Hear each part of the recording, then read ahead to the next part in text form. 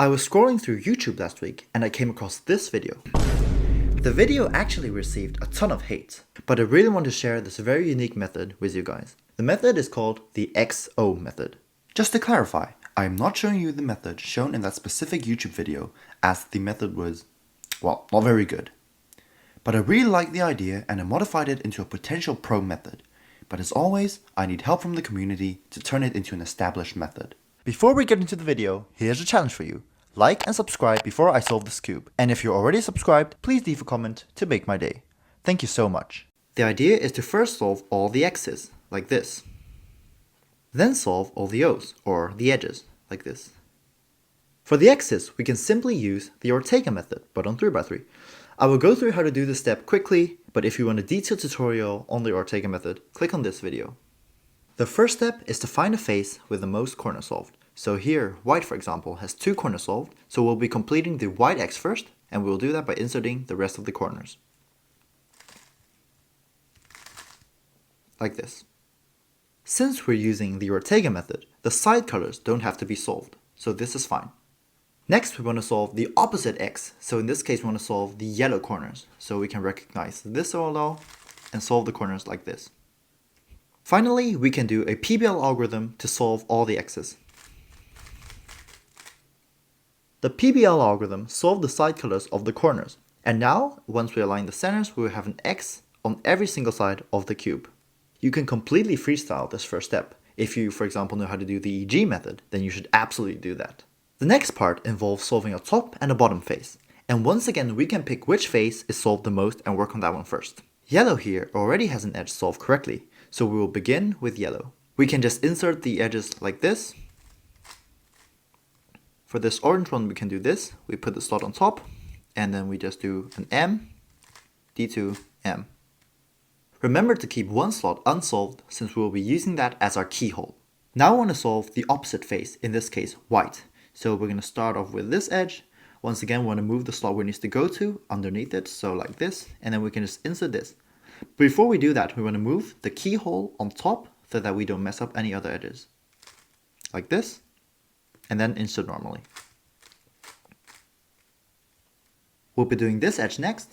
So once again, we want to move the keyhole on top of the slot where it needs to go to. And then we can just insert this normally. Next, we'll do this edge. Put it here. Put the keyhole on top and just insert. Now that we're in this phase, the XO method absolutely goes crazy with all the options. I have a beginner-friendly option and an advanced option. The beginner-friendly option is to solve the last 2 edges using an alg, and finally solve the middle slice layer. I will show this step later, but I think the advanced option is so cool, because if we look at the state the cube is in right now, it is the post-CMLL phase for roux, which means that from here on you can transition to roux. And that is what makes this a very special method, as there are so many levels to this. You can solve the x's using the beginner's 2x2 method, the Ortega, which is more advanced, or even EG, which the best solvers can do in around 1 second. Solving the 6 edges and creating the faces can easily be done quickly, and I'm sure people will find better ways to do it.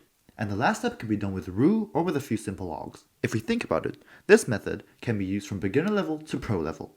And at the top level, this method can easily get times under sub 10. Imagine using EG and getting the x's done in 1.5 seconds. Then you use 4 to 5 seconds for the 6 edges and around 2 seconds for the rest. If we can find a way to optimize the 6 edges, this method can compete with roux and CFOP while being a beginner-friendly option. If you want to learn the advanced option of this method, I have a roux tutorial linked in the description. And if you want to learn the beginner-friendly way, stick around to the end of the video. Now that we're left with 2 edges unsolved, you can choose the one that is the easiest solve and solve that one.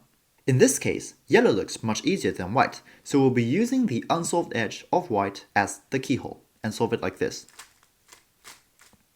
For the last step, we will be using an algorithm. Make sure the sticker of the color that needs to go on the top is facing you. So in this case, white needs to go on top, so make sure white is facing you.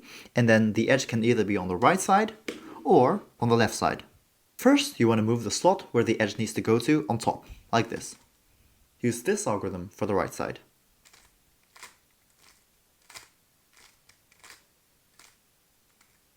For the left side, same idea. First move the slot on top, and then use this alg.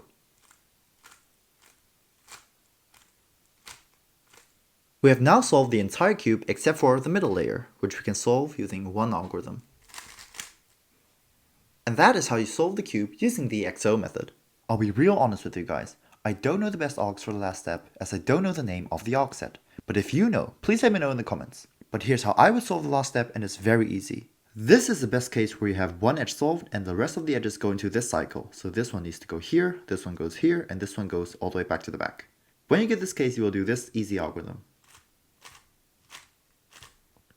This is the inverse case where you also have one edge solved, but the cycle goes in the other way around. So this one will go here, this one will go here, and this one will go all the way back here. When you get this case, you want to keep the solved edge pointing towards you, so like this, and you will flip around the M move, so the sequence goes like this. When you have two edges solved, you will keep them on the bottom and do this algorithm.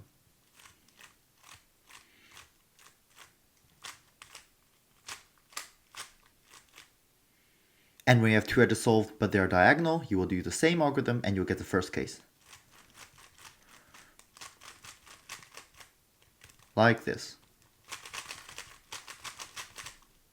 When you have the case where these two edges have to swap and these two edges have to swap, you will just use this algorithm. When you get the case where it almost looks like a checkerboard pattern, you can just do the same algorithm to get this case, and then you can do an M prime move and then get the same case. So the alg looks like this.